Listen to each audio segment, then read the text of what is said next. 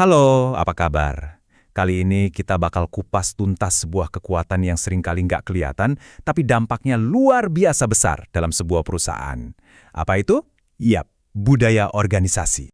Coba deh pikirin, apa sih yang sebenarnya bikin sebuah organisasi itu bergerak maju? Apa karena strateginya yang canggih, teknologinya, atau mungkin pemimpinnya yang karismatik? Ya, itu semua penting pastinya. Tapi, ada sesuatu yang jauh lebih mendasar, yang bekerja diam-diam di bawah permukaan. Analogi ini, menurut saya, pas banget. Budaya itu persis kayak arus bawah laut. Gak kelihatan dari atas, tapi kekuatannya itu loh bisa mendorong kapal atau organisasi melaju kenceng atau sebaliknya malah menahan lajunya tanpa kita sadari. Oke, kita mulai dari bagian pertama. Kita akan selam lebih dalam untuk memahami si arus bawah laut ini. Yuk, kita bedah konsep dasarnya. Jadi, gampangnya gini, budaya organisasi itu adalah jiwanya perusahaan. Ini bukan sekedar buku peraturan atau SOP yang tebal ya, tapi lebih ke seperangkat keyakinan, nilai-nilai, dan kebiasaan yang dianut bersama dan jadi panduan sehari-hari. Inilah yang bikin satu perusahaan terasa beda banget dari perusahaan lainnya. Lanjut ke bagian kedua. Nah, sekarang kita coba bedah. Apa sih DNA dari budaya yang bisa dibilang kuat itu? Apa aja karakteristik utamanya? Kata kuncinya di sini ada dua. Pertama, dipegang teguh, artinya benar-benar diyakini. Kedua, dianut secara luas, artinya hampir semua orang di dalamnya hidup dengan nilai-nilai itu. Jadi nggak cukup cuma jadi pajangan di dinding kantor. Dalam budaya yang kuat, nilai-nilai ini udah mendarah daging di semua level. Konsep ini paling gampang dijelasin pakai model gunung es dari Edgar Schein. Coba bayangin gunung es ya, di puncak yang kelihatan di atas air itu namanya artefak. Contohnya, logo, cara orang berpakaian, desain kantor. Sedikit di bawah permukaan, ada nilai yang dianut. Ini yang sering kita dengar, kayak visi misi perusahaan. Tapi, kekuatan sesungguhnya itu ada di bagian paling bawah, paling besar dan gak kelihatan. Asumsi dasar. Inilah keyakinan-keyakinan yang udah jadi otomatis dan benar-benar menggerakkan perilaku kita semua. Oke, kita masuk bagian ketiga. Pertanyaannya sekarang, gimana caranya budaya yang kuat ini bisa ngasih dampak langsung ke kinerja perusahaan? Ke hasilnya? Ini mungkin kedengarannya klaim yang berani ya, tapi ini bukan asumsi loh.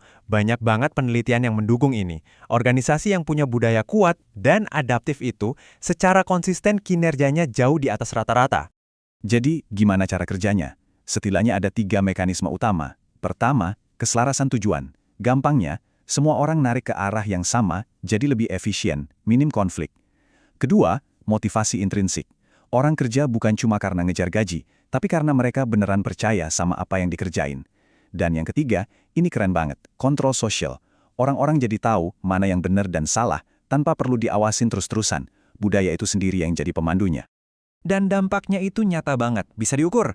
Coba lihat deh perbedaan kinerja di grafik ini. Antara organisasi dengan budaya yang lemah, sama yang budayanya kuat dan adaptif. Jomplang banget kan? Jadi ini bukan lagi soal rasanya enak kerja di sini, tapi soal hasil yang benar-benar kelihatan. Nah, disinilah ceritanya jadi makin menarik. Kita udah bahas betapa hebatnya budaya yang kuat. Tapi, selalu ada tapinya kan? Apa jadinya kalau arus yang tadinya kuat itu malah jadi terlalu kaku? Setiap kekuatan itu ibarat pedang bermata dua. Kalau berlebihan bisa jadi kelemahan. Contohnya, konsistensi yang tadi kita puji-puji bisa berubah jadi kekakuan yang anti perubahan. Kohesi tim yang solid banget bisa jadi malah menutup pintu buat ide-ide baru dari luar. Dan motivasi kuat untuk melakukan hal dengan cara lama, malah jadi tembok penghalang terbesar untuk beradaptasi. Pertanyaan ini mungkin agak provokatif ya. Setelah semua hal positif yang kita bahas, jangan-jangan budaya yang kuat itu justru bisa jadi perangkap yang mengunci organisasi di masa lalunya? Gimana menurut Anda? Dan ini bagian terakhir kita. Jawabannya ternyata bukan dengan melemahkan budaya yang sudah kuat. Sama sekali bukan, tapi dengan membuatnya jadi lebih cerdas, lebih fleksibel. Nah, di sini kita ubah sedikit metaforanya. Budaya yang ideal itu bukan sekedar arus deras yang mendorong kita secara buta, tapi ia berfungsi sebagai sebuah kompas internal. Kompas itu ngasih kita arah yang jelas, yaitu nilai-nilai inti kita, tapi kompas nggak mendikte jalan mana yang harus kita ambil. Kita tetap bebas memilih rute terbaik untuk menghadapi medan yang terus berubah. Jadi, inilah kuncinya. Budaya yang paling efektif, yang paling unggul adalah budaya yang bisa menyeimbangkan dua hal, kekuatan dan kemampuan beradaptasi.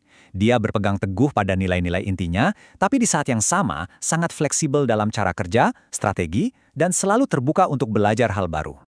Sebagai penutup, saya mau tinggalkan satu pertanyaan ini untuk Anda renungkan. Coba pikirkan organisasi tempat Anda berada sekarang. Apakah budayanya lebih terasa seperti jangkar yang menahan Anda di tempat? Atau seperti arus deras yang mendorong tanpa arah yang jelas? Atau sudahkah ia menjadi kompas yang bijaksana yang memberi arah sekaligus kebebasan untuk terus bertumbuh?